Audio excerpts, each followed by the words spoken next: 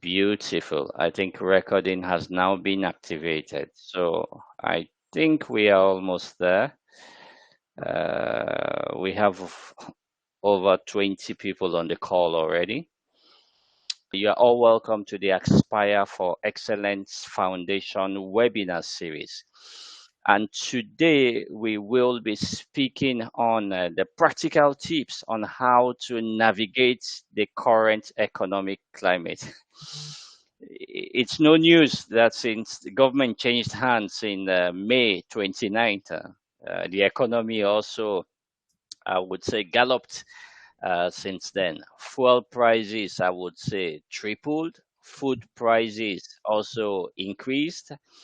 Meanwhile, the I would say the take home.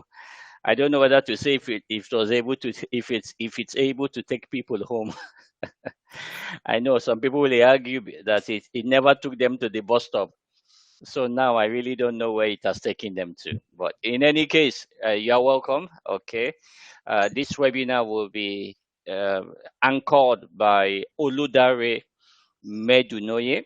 Okay. He's our speaker for today, and he hopes to educate and to inform us on all the practical steps we could take to eliminate the economic stress that we have. Just some few ground rules just before we start. Please keep your mics muted, okay, at every point in time, apart from the speaker, of course, please. Okay. Generally, we allow the speaker to put the video on while others can go off. But if you have yours on, no wahala, like they say in Nigeria, as long as it does not distract the speaker, I would say for today. Then please, if you have any questions to ask, in the chat box just down here, you could place your questions in the chat box. Our speaker will address those questions at the end of the presentation.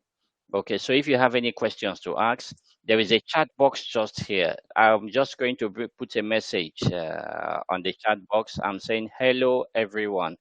So you would see a little message on the chat box.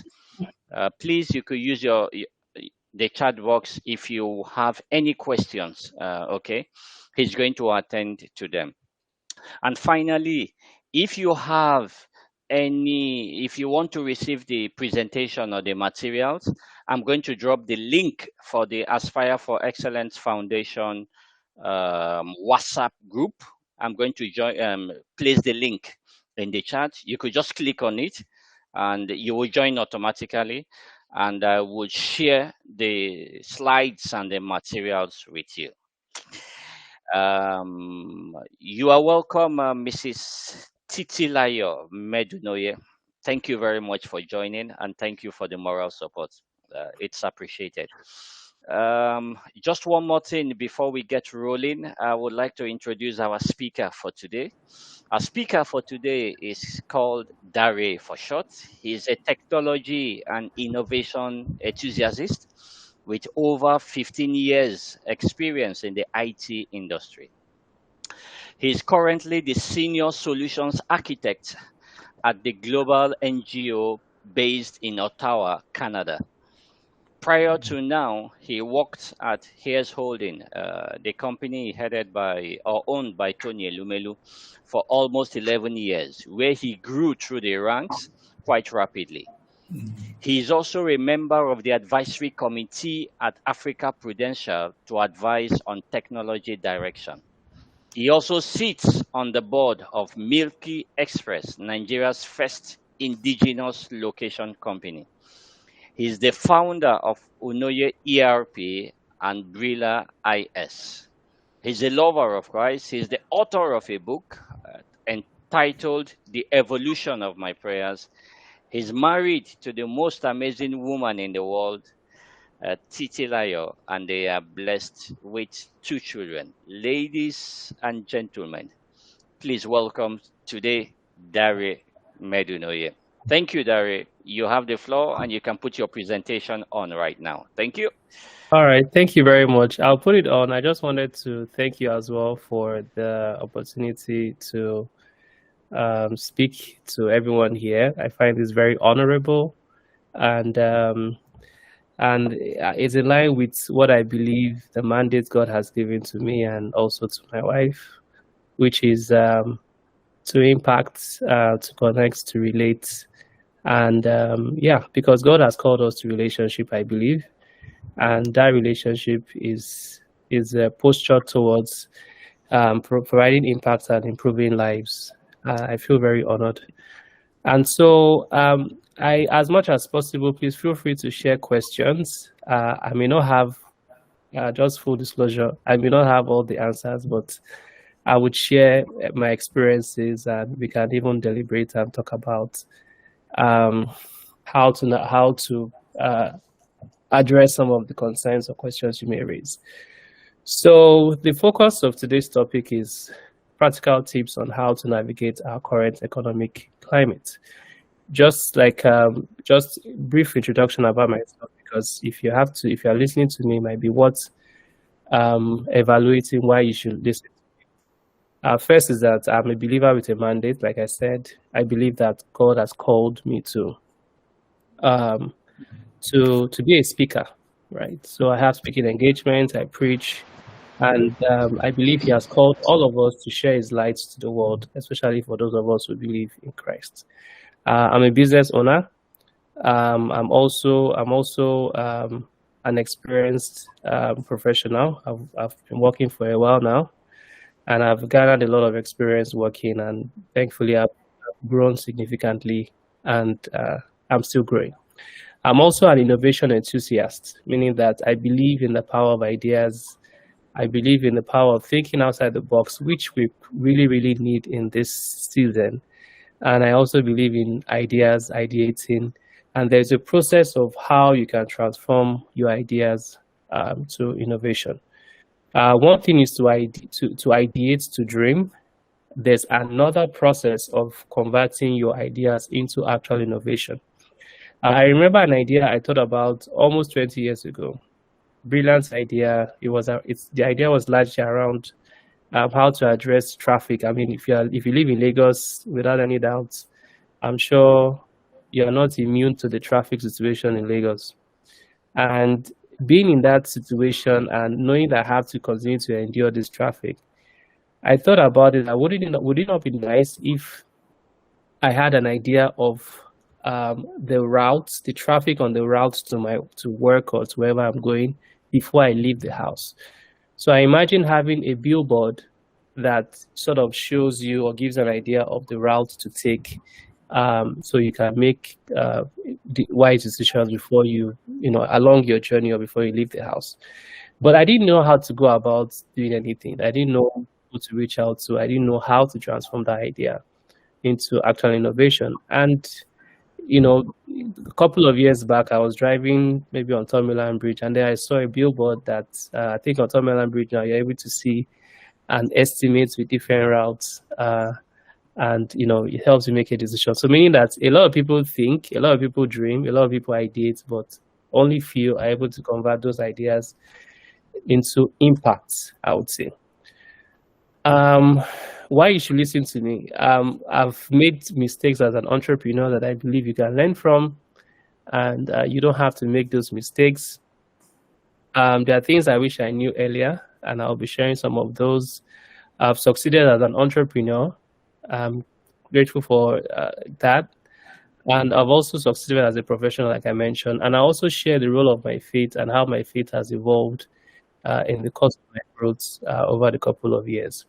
Now, I want to start with a scripture. I know not all of us are maybe Christians on this platform, but it might be useful for you to learn something. So this scripture here, Deuteronomy 8:18 says that, "And you shall remember the Lord your God, for it is He who gives you the power to get wealth." Right? And I just want to stay there. It says He's the one that gives you the power to get wealth. So it's very clear that it doesn't say He's the one that gives you wealth. It says that He's the one that gives you the power to get wealth. And the reason I'm starting from here is that I want to quickly kill the idea of a mindset that sometimes we Christians may have that may make us lazy, right? I used to think some time ago that God's blessings are always like God is the one who blesses you with money. So I used to feel you need, when I hear some certain testimonies, I used to feel I just needed to pray enough and fast enough for me to get a phone call and someone telling me that God instructed him or her to give me 2 billion naira. And with that, I don't have to work anymore. With that, I don't have to hustle and I'm immune to any economic challenges. So that mindset is not the mindset of God, right? Because God created work. Work is a good thing. Work is not necessarily to make money. Work is to create impact, and in creating impact, money will come. I like how Pastor Sam put it. He said that money is an exchange of value. So get the right value system, upskill to have the right value system, and then money will come. So that is what this scripture means, that God gives you the power to make wealth. God gives you his spirit, he gives you the knowledge, he gives you the network, he gives you the opportunity, and that is what you need to cultivate for you to make wealth. And wealth has a purpose, money has a purpose, meaning that he wants us to have the right mindset towards it. They say the love of money is not the root of all evil, but it is the unhealthy love of it that is the root of all evil. So just to help us be on the same page, we're talking about practical tips to address economic challenges. So we need to understand what are the current challenges and what do you mean by economy? So economy essentially is, think of it like a cycle at different stages, a micro stage, macro stage. So micro stage can actually even be in your household. It can be at a country level. It can be at a continent level. It can be at a global level. It's more or less how money is distributed in an environment, country, in a society. And if one of the elements of that cycle is affected, then it affects, it has a ripple effect everywhere. Of course, the common example that we are all facing right now is exchange rates, the Forex volatility. About a month ago or 2 months ago, I think the dollar was maybe maybe 70-ish to 700-ish to a dollar. And right now we're looking at one over 1,000 to a dollar. Now that has a direct and indirect consequences to every one of us because it indirectly and directly increases our cost of living. For those of you that have to take flights from time to time, your flights will likely go up. Those of you that buy groceries that are usually imported, the prices are likely to go up. Even if it's not imported, some of the materials that the local producers use from abroad because we're largely an import country.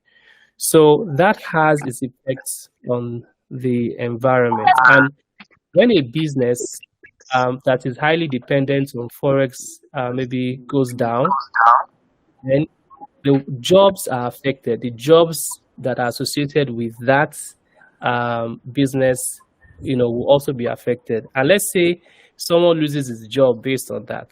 That person may also may have a driver, may have a laundryman, may have a nanny, and those will also be affected. And you can see the ripple effects of that.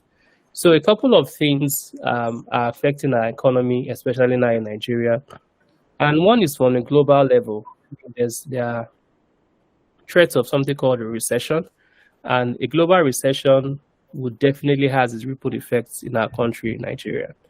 Like I mentioned, Nigeria is largely dependent on imports, and the current increase in Forex is also affecting and is biting, it's affecting the cost of living. And for those of us that are maybe salary earners, your salary is not going up, to meet the rising cost of living. There's also COVID, because the truth is that even as much as we are grateful that COVID has ended, the effect of COVID is still being felt one way or the other. Of course, there's also governance. The reality of our governance in Nigeria is that we are not really there yet. Corruption is really affecting a lot of things. And I'll even give you a very small example. So I know someone who got a job opportunity, who is working actually, is working, and he had an opportunity to travel. And he realized that his passport had expired and he needed to um, renew his passport. But unfortunately, he couldn't get his passport renewed on time.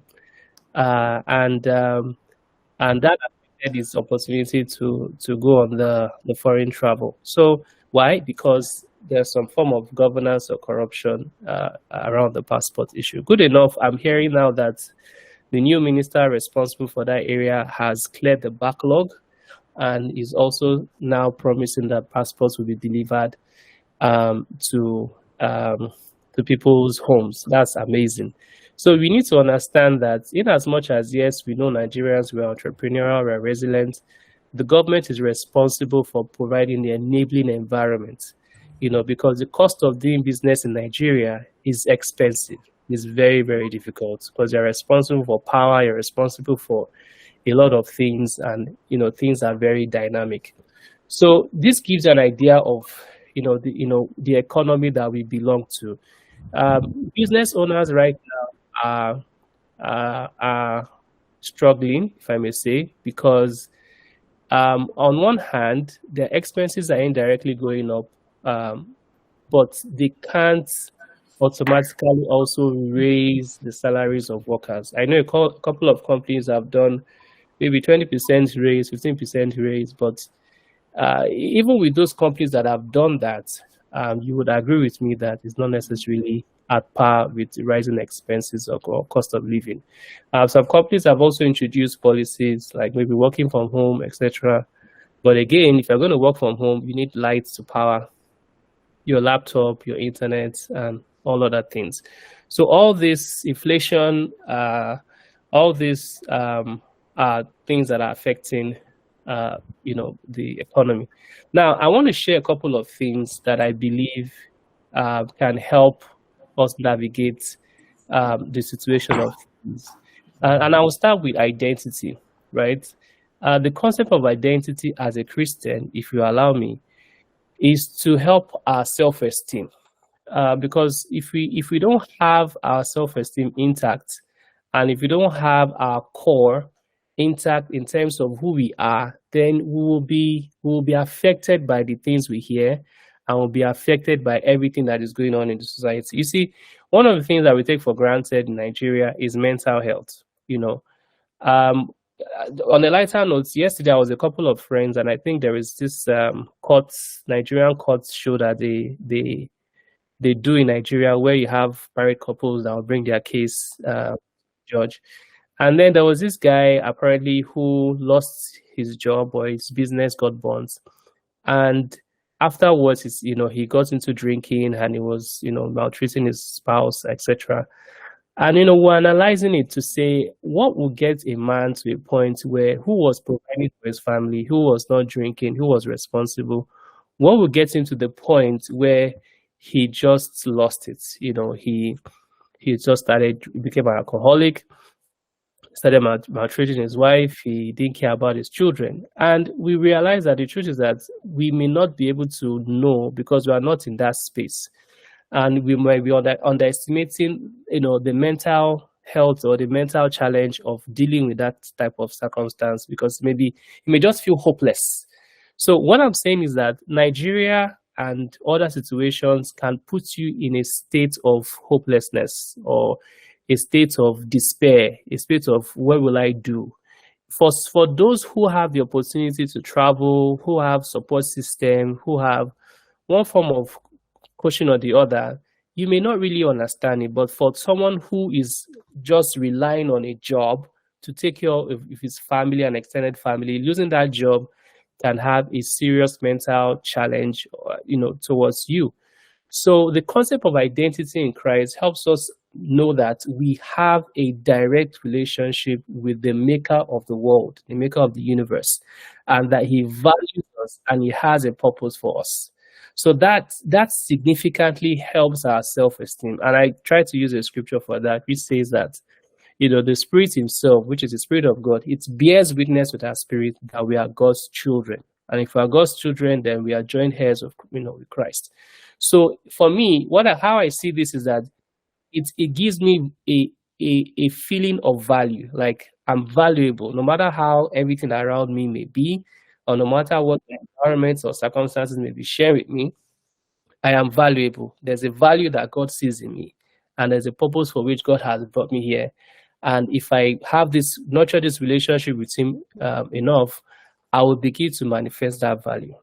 Okay, so, and that's why I mentioned a couple of things that we get from that. It helps us to have the right mindset. All right, we have the right. Excuse me. It helps us to have the right mindset. It helps us to have the right motive. Okay, to say, okay, what is my motive for trying to make money or try to have financial stability? Excuse me. But what's my motive of why should I have the right value system? Why should I not compromise where I'm in an environment where everybody's compromising? And why should I seek to be excellent? Because from what we've read here today, or giving the name of this program, it is aspire for what? Excellence. So our sense of identity, what gives us the right mindset in those areas. Excuse me. Moving on. The next thing I would advise is to create a budget. All right. And creating a budget is both creating an expense budget and also creating a goal budget. So an expense budget means that you may need to adjust and cut costs, so to say, right? Because one of the things I realize sometimes we fail to do is that we leave the planning in our head. We make plans in our head, but we don't put it down on paper. I think it's important for us to change that mindset, because sometimes when you leave things in your mind, it's abstract. But when you put things down on paper, it helps you see the real picture. So you may need to do an analysis of current expenses. How much do I spend on groceries? How much do I spend on leisure? How much do I spend on this? And begin to see areas where you can adjust. All right. Cutting costs may actually be buying in bulk, right? So if you go and buy in wholesale, I remember something my wife and I actually started doing in Lagos. We used to, excuse me, we used to go to shopping malls to buy groceries. Something we just like doing together. But after we realized that things were getting more expensive and difficult, we said, hey, why don't we just go to Lagos Island? These same things are available in Lagos Island. And so one Saturday morning, we took a trip to Lagos Island and we bought in bulk. And we realized that from that action, we were able to save almost maybe 30,000 or 40,000, I don't even remember, on our monthly grocery shopping. So sometimes buying in bulk is one of the ways, or partnering with people to maybe buy meat in bulk or buy things in bulk and sharing it. So those are some of the ways you can save costs, have a budget, and have a goal. Having a goal helps your mindset, helps you to adjust to the things you might want to impulsively buy or not impulsively buy. So when you have a goal, monthly goal, weekly goal, you are able to, first of all, look at the goal, measure how well you are doing towards the goal. And then that would inform your decision whether you can buy an ice cream or whether you can afford it at the time. I want to mention here that just having money in your account, let's say you do a business and you get money, does not mean you are financially stable. So having this right assessment written down, measuring it, and seeing how well you are doing is what will determine truly if you can afford certain things, even though you have the money in your account to be able to buy it. And that discipline, of course, is very critical. The next thing is, analyzing what to do with your income. I always advise that it's always very important to know what to do with your income before you receive it. Funny story, right? When I first got married, I was, salary worker. I get salary and salary will end before the end of the month. And so because of the kind of doctrine I was exposed to, I believe that it was a devourer that was taking me away. So I went to church, prayed, held my pocket, and prayed that all the devourers should die and everything. But not the devourers were not dying. So another doctrine now came and said that, okay, no, the devourer is dead, but there's a hole in my pocket, and I need to pray that the hole should be sealed in my pocket. And I held my bucket again and prayed for the hole to be sealed. Bottom line is that all that did not help. What helped was a message I heard from Pastor Samadiyemi that on financial management. And one of the key things he said that I remember very well is that you must have plans for your income even before you receive it. And your income should be planned. You should know what you're going to do with your income the moment you receive it. So that the moment you receive your income, either through salary or business, you are putting them into execution, as my wife and I will say. The recommended things you can do is to invest in mutual funds, in a reputable investment financial institution, investment company. Our advice, excuse me, that you should take some caution in where you invest your money. Because I remember an investment that my wife and I did in one of those agro type of investments, and the company went south. And a lot of people who had lots of money there. Thankfully, we didn't we didn't put the money there, but a lot of people's money got just went south. And so you need to make sure that you're investing in a regulated company, in a well stable company, a financial institution, so your money does not go south. So I encourage very important now to save in foreign currency. Save in foreign currency, especially as the value of naira is deteriorating. What that does is at least it keeps the value of your savings intact, even though we still have to worry about inflation. But then again, it's still better than just saving naira. Our advice is to also have something like an automatic saving that automatically deducts from your account. Some people have some systems where if they are going to buy anything, they say they want to buy Coke, it will automatically take 10% of that value and save it. So things like that are good, especially when you understand yourself and how you spend and how you do things. Of course, you should set aside some income for your personal welfare, for kingdom business, bills, etc. Another thing I think I would advise you to invest in is in property, because Nigeria is only going to grow more. Regardless, it's still the biggest economy in Africa, and the population will still increase. So definitely, property was still something profitable. So I advise you to also still invest in property. Sometimes people say that it's not worth investing in property, blah blah blah blah. But again, it's generational wealth and generational wealth for your family. Our advice you also, stocks and all and shares are great, but obviously you should just make it a proportion of things that you want to put your money into. Generally, any high risk investment, should not be a major proportion of your income. It should be a fraction so that you can protect yourself against potential risk. Now is the time to diversify sources of income. I also remember a time when my wife and I were like, okay, let's cut costs. We're looking for every area to cut costs, cut. After we analyzed, and realized that there was no other way to cut. She said, hey, why instead of now that we've exhausted every possible way of cutting costs, why can't we think about getting other means of income?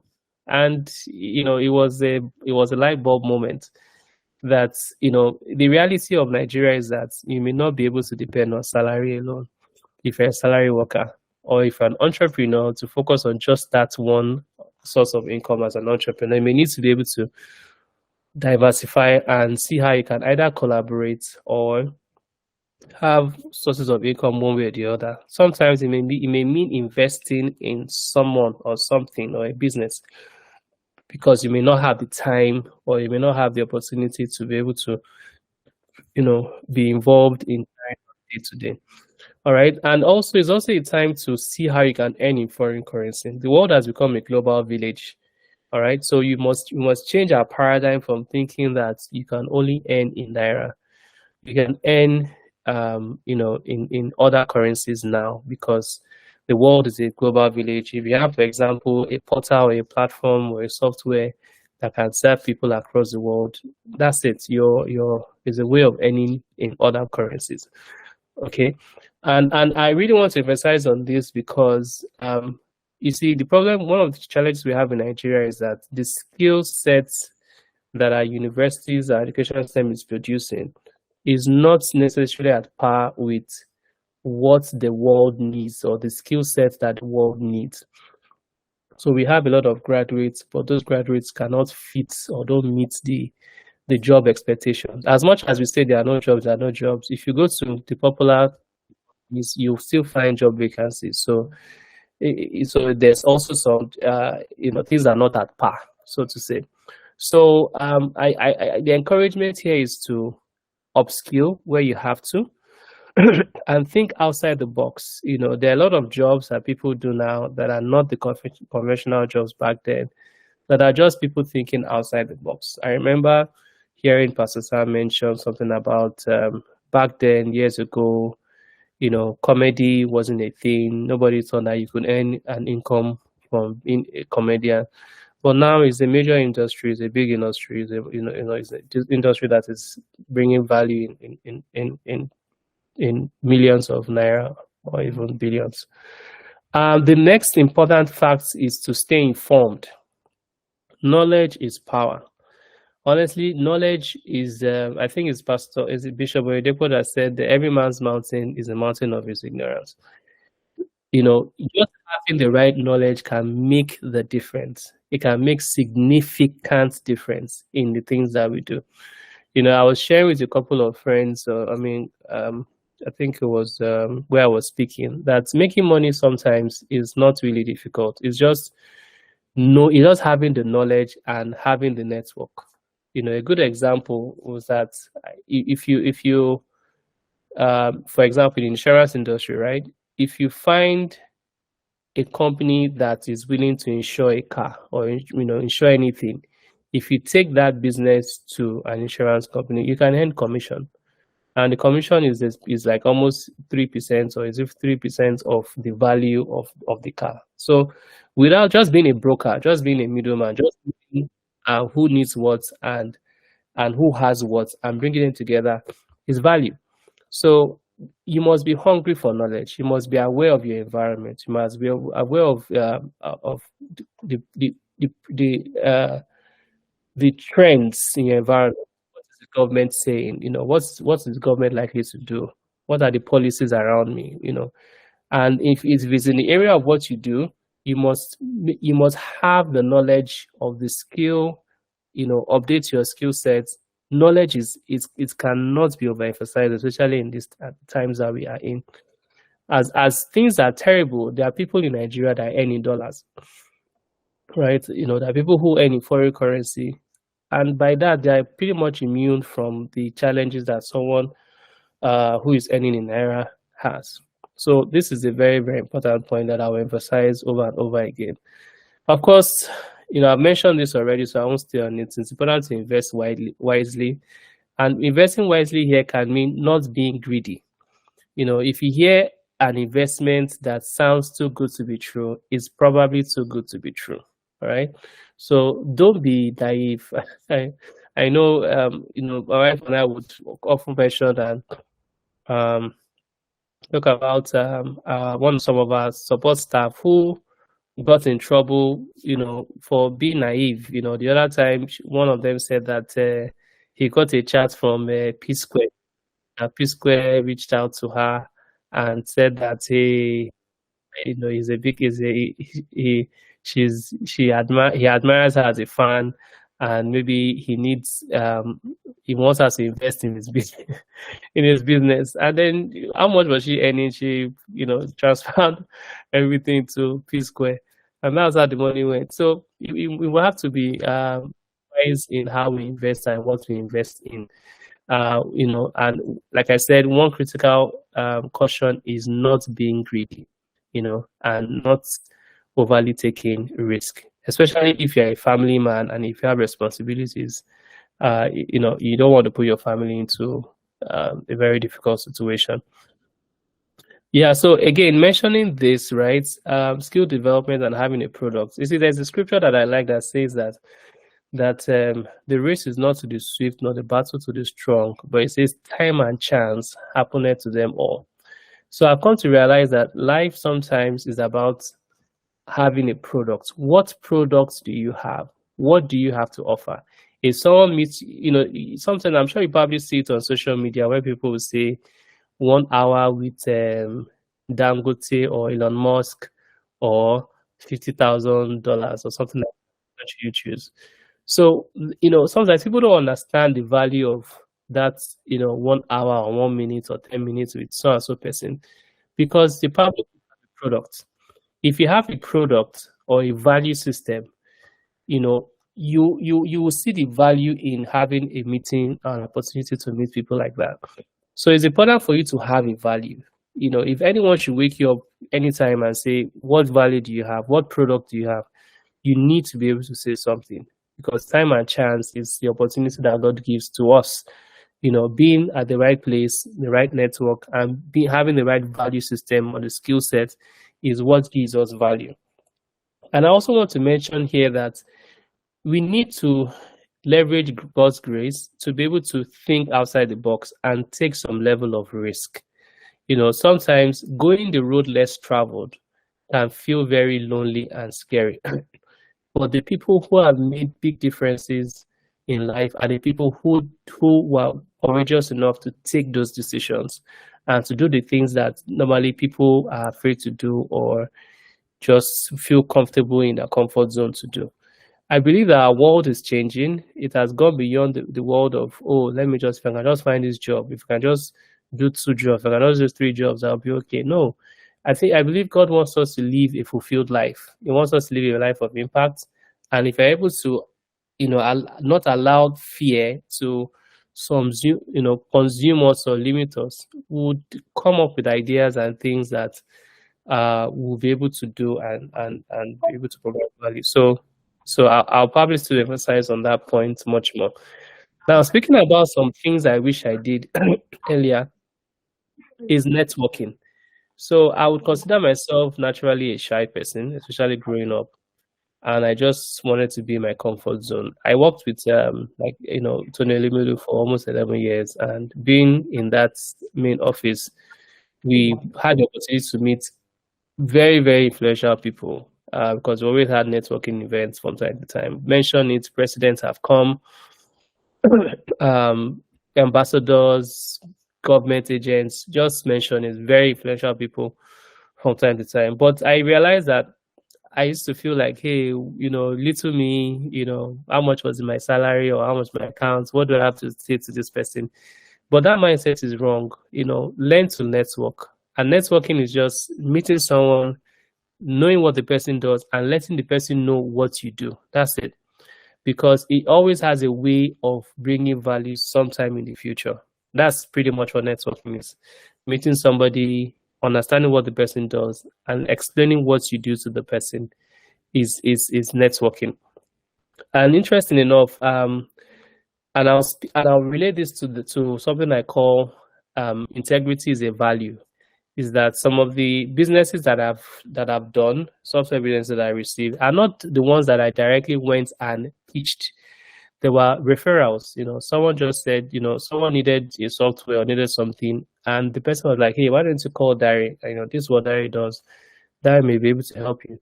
So if that person did not know that I was into software, right, then I would have missed that referral. So we should not, when you hear networking events, that's value. Being able to, because we can't achieve our impact in isolation. You sometimes have to partner and just have the right people around you. Of course, I need to mention insurance. Insurance is also a very important and wise way to preserve wealth and to protect yourself and your family.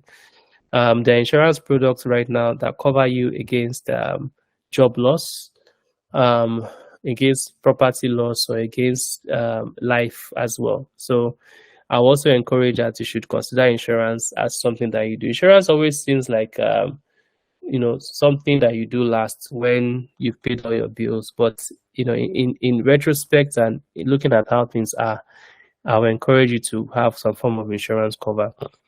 Of course, debt management, and I really want to talk about this because sometimes we often make the mistake of running into debt for the wrong reasons. So, if you're going to incur debt, it's important for you to incur debt for the right things. Okay. Um, I'm so sorry. I know there will be messages that are dropping now. Once I finish the slides, I'll take off the slides so that I can read the messages and be able to answer the questions. So it's important to be careful what debts you take. You want to take you want if at all you have to take debt, it has to be channeled towards something that will bring you value and will help you pay your debts in the long run. So you sometimes, and of course, we should not be under pressure because of societal expectation to take a debt. Or for example, you want to do a wedding or you lost someone and you have to do burial. Everybody expects that, oh, you're an influential person, you must do this. All those are societal expectations that you should be wary of, that can plunge you into financial crisis, especially in these scenarios. So you must be bold enough to take a different course of action, and you shouldn't take debt for luxury things. I won't advise you to do that. Our advice is to only take debt for things that will bring value, in the long run for you. All right. So very, very important that I mention that. And of course, staying calm and staying positive is important as well, because when you are in anxiety, you can't think objectively. Okay. When you're anxious, or when you are under so much pressure based on what people expect you to do, what family expects you to do, then you will not think objectively, and you likely make decisions that are skewed towards or outside your financial ability. Now, I also want to mention being able to adapt and being able to evaluate your situations from time to time as things change, as economic change, as you make decisions. You need to be able to evaluate and know how well you are doing towards achieving your goal, and whether you need to readjust, replan, re-strategize. This is excuse me, this is very, very important because things are always dynamic. Things change, economies change, circumstances change, decision making changes. Things change from time to time. So it's always very important to keep on evaluating to be able to position yourself accordingly. Another very important thing is grants, government assistance and grants. And this has really helped business that my wife and I run, Milky Express, which is the first lactation consultant in Nigeria. And one of the things that helped us was grants from not government, but quite a lot of foreign governments sometimes, and quite a lot of bodies that are willing and open to give grants to entrepreneurs and to help one way or the other. Sometimes they may not necessarily be monetary grants, but they are helpful because it helps to cushion one thing or the other. Another thing I should mention about saving costs that other people now do is some kind of trade by barter. So I'm exchanging a service for value. So not necessarily giving money to get what I want, but I'm giving a service to get what I want. So just outside the box thinking. Health and wellness is very, very important because, again, given the anxiety, environment, and all, these things can take a toll on mental health, and it's important to make that a priority now. The mindset have to shift from the things that we used to take for granted to seeing the importance of taking care of the body, taking care of your mind, making sure that you distance yourself from anything that has the ability to affect your sense of well-being and mindset, because ultimately even when those threats go away and you dwell on them too much, it can affect you one way or the other. Now, I think this is my last slide, and I want to emphasize this, that there is no replacement for hard work. And the need for us to be excellent. There is no replacement for hard work. I need to emphasize that. Uh, I think I like the saying that whatever it is worth doing is worth doing. Whatever it is that God has called you to do or you found yourself to do, I believe in doing it excellently and doing it to being the best that you can ever do, be in that area. Sometimes we have, our environment may have the mindset of good enough, or, oh, why am I even putting in the effort? This my God does not even appreciate the work I'm doing. Or what's the point? If this my company does not value me. I see, and I think the Bible also says it that when you work, do it as though you are doing it unto God and not unto your boss. Because God is the one who is able to reward you. And that is very, very profound because when you work like you're working unto God and you're putting in the excellence and hard work, regardless of what value you are getting, it has a way of people around you are seeing it. You are actually advertising, letting the quality of your work advertise you. And that has a way of making you sit before kings and not before mere men, as the Bible says. So please, let's not get sucked into office politics and office mindset and people that, oh, I'm not going to look at all this office against me and oh, I won't do no. Let's put in the best, put in your efforts, put in everything, work hard, and make sure that the quality of your work is excellent because you have an excellent spirit. I often say to some of my mentees that the evidence of the Holy Spirit in you is not that you are speaking in tongues. The evidence of the Holy Spirit in you is that He is giving you the wisdom and the grace to be excellent in the things that you do. So people will see you and say, yes, this guy has an excellent spirit. So pretty much that wraps up everything I want to have, put together. I'll take questions now, but let me just also add a couple of things. There's this whole jackpot thing right now, and it feels like, oh, Nigeria, that's the end. There is no more hope, and the only expectation is to go abroad, and that's where you can be successful. I would like to put some caution into that mindset. And for those who don't know what jackpot is like you are migrating to another country.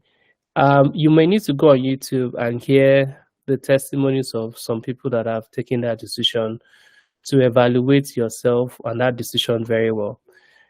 Just finding a means to just get out of the country is not the solution to the financial situation. There are people who japa, and in quotes, there are people who japa. There are people who japa who buy a house before they even go, and are just taking a job just to get along. And there are people who japa that don't even know how. They just feel that when they get there, they will hustle it out. It can be very, very, very, very difficult, and it can have a strong, adverse effect on your mental health.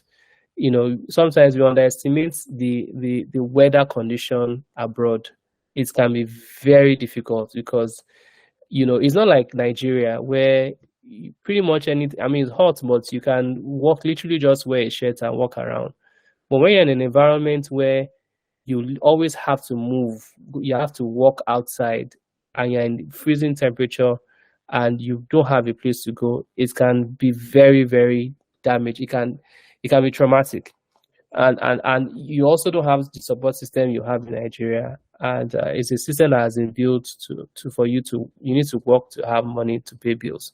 So we can't just it's a very we shouldn't. I want to encourage people to go into that common mindset of let me just japa, let me just leave. No, there are opportunities in Nigeria. There are people who are successful in Nigeria, and people who are doing pretty much very well in Nigeria. And I would say, with all humility, is that I'm a product of that. I started working as far back as 2003. I wasn't even in university then. I went to a computer school. I got trained in software development because I was very active. Someone recommended me for a job. I started working full time. From them, I got another job in 2005 in VI. and then I went to university. Um, I built a software. I went to university in Ghana for 4 years. As I finished, I went for interview somewhere, and the person was like, "Why am I looking for a job when I built software and I can build a software for them?" And that's how I became an entrepreneur. I built my first software, and I got a lot of money then, but I didn't have any entrepreneurship experience because I went ahead and employed a staff, and I realized that I didn't, the cost of running the business was now not at par with the cost of the income I was earning. And I had people who were begging me to come and work for them, and I had to take up a job, and and so Nigeria, and I grew pretty much. I grew through because I grew rapidly in companies I worked for until I decided to start my own company and also work abroad, which I'm working right now. So I'll just stop there. I've said a lot. I wish it was the type of engagement that I could be seeing everybody, but that's fine. I think I'll just stop here and take questions now. So All right, thank you very much. Could you please all appreciate Dari, please? Okay, maybe with a digital hand clap or something like that, just to appreciate him for the session he's had. So thank you all. Thank you very much. So if you have any questions to ask, please put the questions in the chat box. One, if you want to speak, no problem. I can see two hands up, Richard and Mr. Otiba, no problem. We'll take that. Just as you are ending, just for everyone to know, our next topic, third Saturday of November, incidentally, we'll be talking about the Japa journey, to go or not to go. So that's the next topic for next month. It's about the Japa journey, to go or not to go. And for that, we'll be having two speakers. For the first time, I think we'll be having two speakers, one from the UK and another from Canada.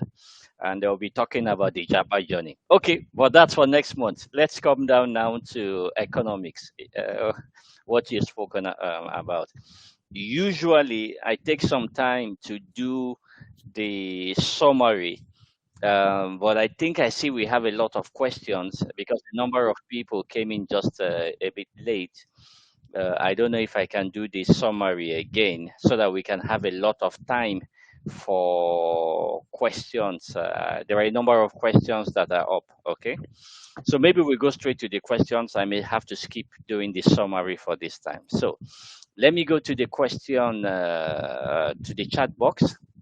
First of all, if you want to get the materials, please click on the WhatsApp link I have put in the comment section.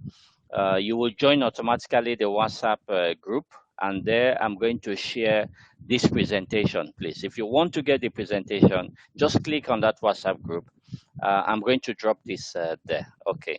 Now for some questions here. One said, I want to start from Naomi, babe.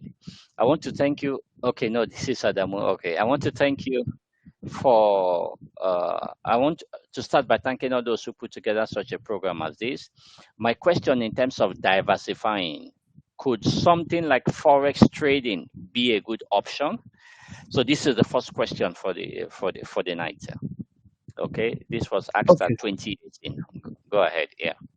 All right, thank you very much. So yes, okay, first of all, for forex trading, just for those who don't know, you have platforms that provide you with the ability to trade forex. I guess based on forex reliabilities and all, there's an opportunity to actually make profits. As a matter of fact, I remember being here in Canada. I had the opportunity to, one of the things I was able to do to, based on wisdom, is that I thought about it. There are people who need dollars in Canada, and there are people who need naira.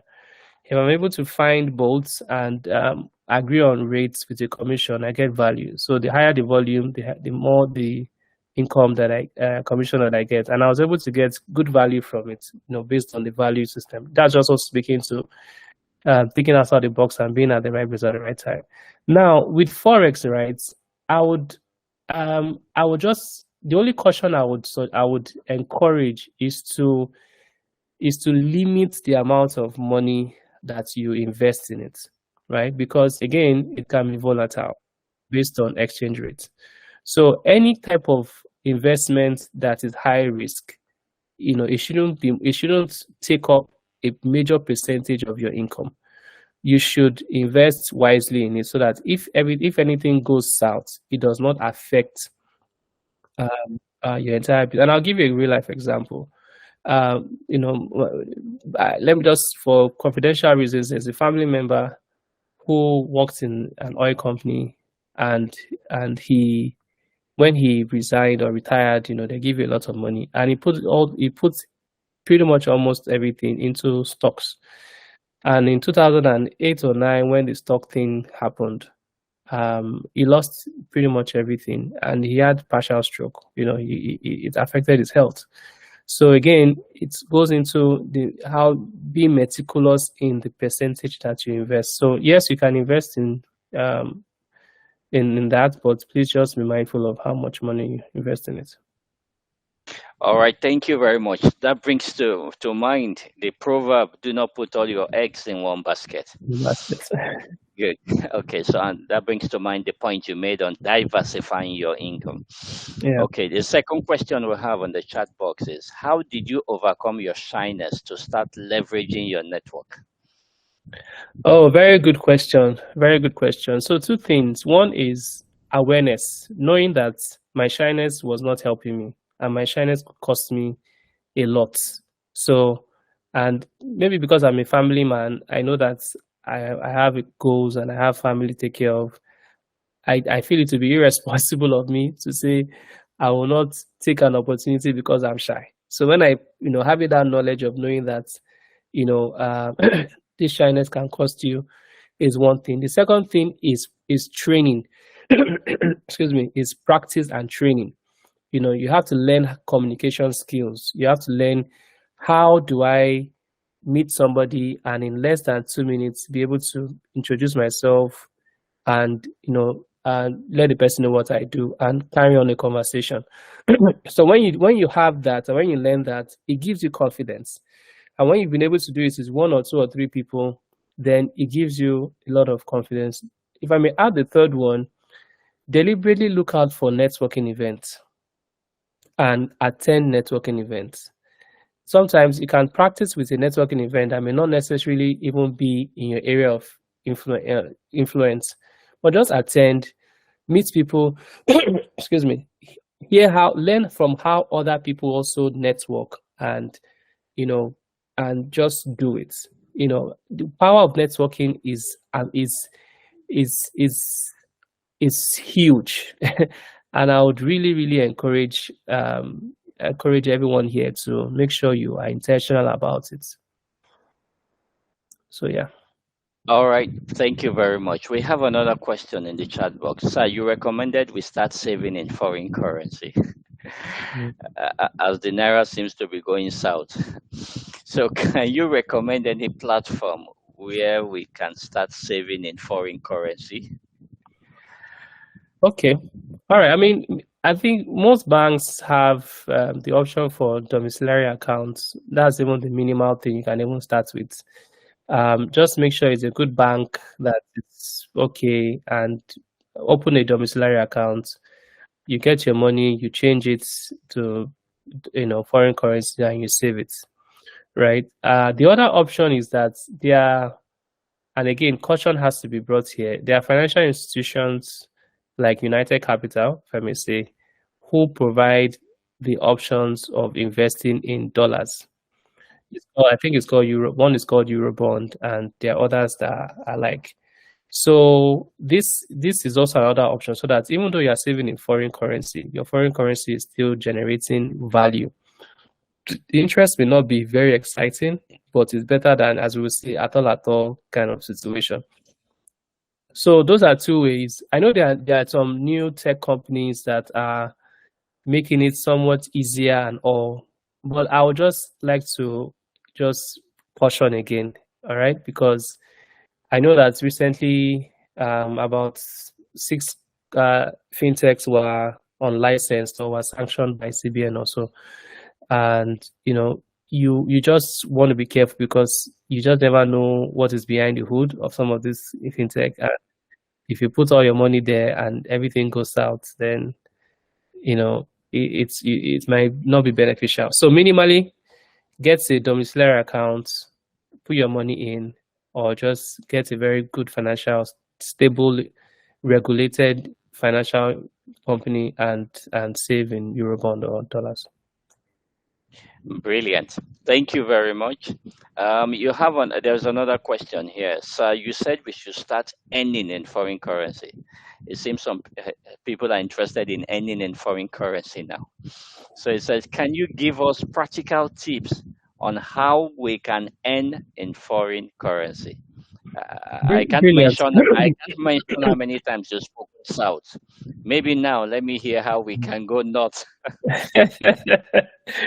All right. So to be honest, there a lot of research has to be done in this area, and I can tell you for sure there are people who are getting this right. So it depends on what you do. It depends on your skill set. It depends on what you do. For example, if you're a tech guy, if you're someone who is into tech, one is to go on LinkedIn and Google and find companies that are willing to employ you while you stay in Nigeria and they want to pay you in dollars.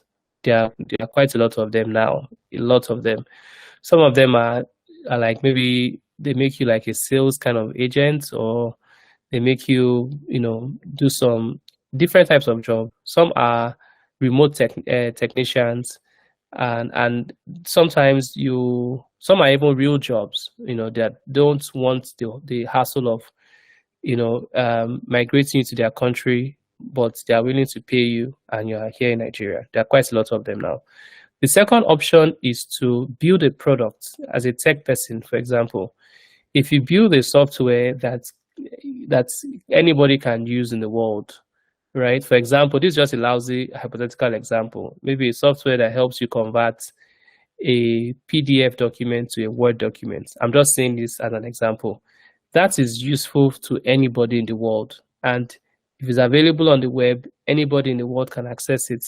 They can pay for it, and you're getting value, So other people do things like having a YouTube channel and doing things that would bring numbers to those channels. And I think YouTube has a policy that if you have up to a certain amount, they'll pay you, and they'll pay you monthly based on ads. Those ads, I believe, are in foreign currencies. Some also enroll in things like Upwork. Upwork is like a portal where you can freelance portal where, for example, if you are a writer or an editor, you can put your profile there. Somebody across the world wants to edit a book. They find your profile there. They use you. So these are some of the options you have. You need to do the research. And again, I think I should mention that sometimes this is where the value of travel comes in. So when you travel abroad, I think we need to change our mindset from the traveling from a luxury point of view, but also traveling from an opportunity point of view. And I'll give you an example. So I was in the States, in Georgia last year I came to see my family. They were in America then. And I decided to just check out tech summits or tech conferences that were happening at that period. And I went to a couple of them. And I went to one, I remember, somewhere in downtown in Atlanta. And, I found a company that was, introducing a product. And I realized that these products will be useful for some companies in Nigeria. So what did I do? I introduced myself. I got their contacts. I told them that, hey, I can get you guys businesses in Nigeria. You guys make me an agent, and I'll get a commission from every business I bring. I went back to Nigeria, met a couple of companies that seemed interested in it. And just like that, I got commissions in dollars. So that's an example. We need to see how to leverage travel as an opportunity to bring value, not just from a luxury point of view. Hey, I traveled, you take picture, do selfie, take picture in all these places. It's nice. That's great. But beyond that, there are other opportunities that can come from it. Okay, thank you very much. There was a last question I saw, but because I temporarily was logged out and logged in again, I can't see that question again. Okay, I Uh, can check it. can can you check from your end? It's I think Okay. it's something on how to improve networking skills, but I think you spoke on something like Yeah, that yeah, I before. spoke on that. Okay, I can't see any other question. Do you know if there's any other question? Okay, I see one. Do you still do the dollar ab arbitrage business? Yes, I do. You can reach out to me. There's some due diligence that we do. I still do that on the side. I don't have any training. Do you have any free or paid training on dollar? No, I don't have anyone right now. Pretty much this is, you know, I don't have any training on that. It's just something I do on the side for business. I think that's pretty much all the questions. I know some people raised their hands. I can. Okay, so if you have any questions to ask, please could you raise your hand? Okay, I have Adolphus here. Okay, his hand is back out. So does anyone have any questions? You could please raise your hands, then we could call you. Okay, we have about 68 people on the call tonight. Um, does anyone have any questions just before we call it a night? Okay, there are no hands up, so it probably means Uh, that oh, I didn't raise my hand. Oh, sorry. okay, so go ahead, Francisca. Go Oh, ahead thank you. with your It's question. not, it's not like a question. First, I want to appreciate Jerry for this wonderful presentation. And I wanted to encourage young folks that even as we aspire for excellence, there is something very important we have to do as young people. We have to, if you have a vision of what you want to do, look for mentors that will guide you in a positive direction. Because as a growing young girl, I had a dream, and God aligned me with those mentors who, at a particular stage of my life, were there to push me to the level where I've accomplished. So I encourage you folks all around us, even right there in Nigeria, we have people who are talented, gifted, and unique. So identify those people, swallow your pride, and work assiduously with them, and you all will excel. Thank you. Thank you very much, Francisca. She's speaking from California in the United States. So she's speaking from experience anyway. So thank you very much, Francisca, for dropping that. Much appreciated, Francisca. Any further comments? Any questions before we call it a night? The part of mentors, it's quite important in the fulfillment of your dreams. So that would help. Okay, I think it was Isaac Newton who said, if I've ever achieved anything, it's because I stood on the shoulders of those who went before me. So if you happen to have mentors in your life, I think that is great. Or you could actively look for one. Okay. Like I said, in November, we'll be talking about the Japa journey, to go or not to go. So watch out for that also. That way you were spot on that. So I think for people who want to Japa or who don't want to Japa, you will have an indices or a matrix, I believe. We have two good speakers that will be speaking on that in November. Okay, Dandisin, I see you have a question. We still have 20 minutes here. Dandisin, do you have any question, please? After you, we will take Uncle Paul Marcelli. Uncle Paul, you're welcome to the call. Dandisin, let's take you first. Go ahead. Dandisin, your hand is raised up. You have a question? Wami. Wami, your hand is raised up. Do you have a Need question? to unmute. He's speaking Yeah, on mute. he's speaking, but he's muted. Okay. All right. Wami, I'm sure you can hear us. Can you unmute?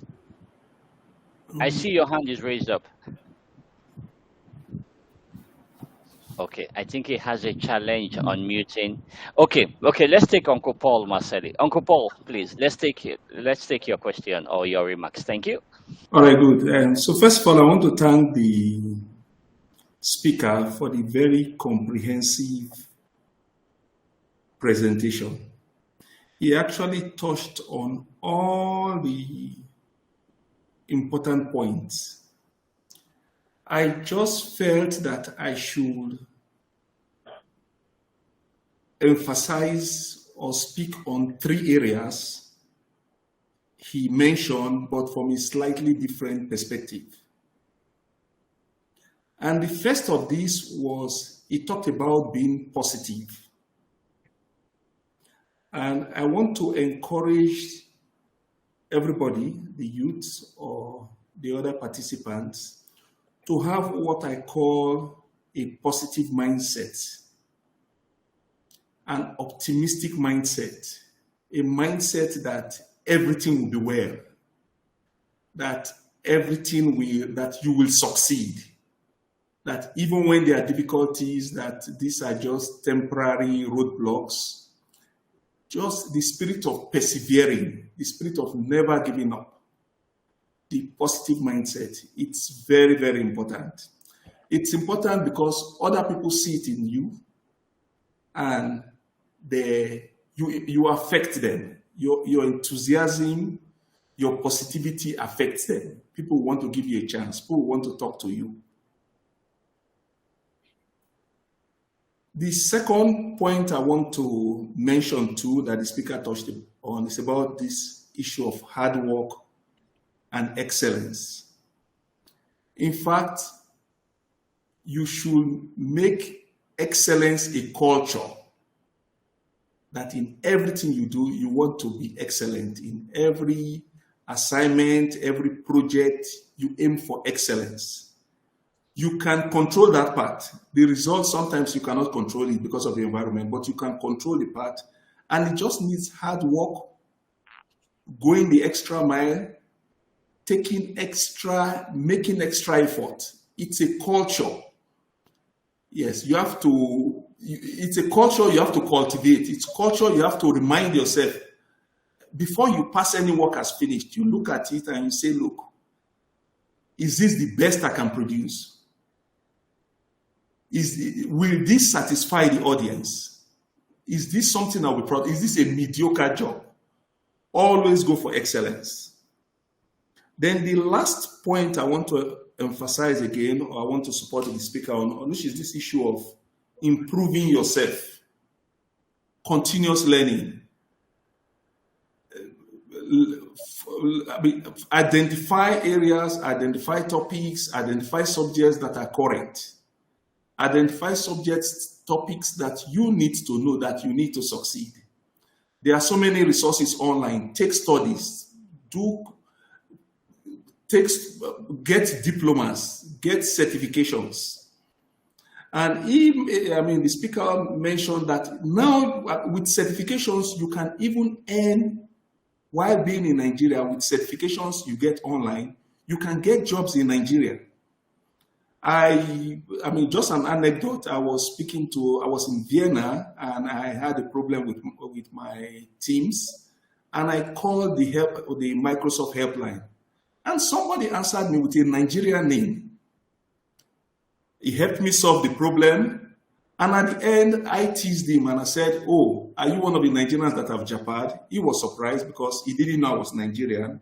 My name does not sound Nigerian, and he said, "No, I've not japared. I'm in Nigeria. I'm in Festac Town, and yes, working for Microsoft."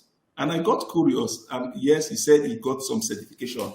So there are many of such. So you just have to be creative, look for these opportunities. Yes, and so basically I just felt I wanted to add that to underline some of the the important points the speaker mentioned. And thank you very much, Mike, for organizing this event and for inviting me. Thank you very much. Thank you very much. Thank you very much. Okay, once again, I would want to, there are no further questions here. There's a question from Elo on the chat. Hello. Okay, go ahead. Okay, sorry, let me read. Okay. Hello on the chat. Do foreign jobs not require some kind of permit or anything like that after you have passed the interview to get the job? Okay, just to elaborate on that. Usually, the permit is usually when they require you to move. So, if, for example, if you're in Nigeria and there's a job in Canada or America, one of the questions they will ask you is that are you legally allowed to work in Canada or in the country where the job is? So in that case, that means that job requires you to be physically present or to work legally. Now, other jobs would not require you to be there. So it's just finding out the type of job that does not require you to have a kind of work permit in that country, but allows you to work as a consultant or a contract remotely. And there are jobs like that. So that's just the research that you have to make around that. Thank you.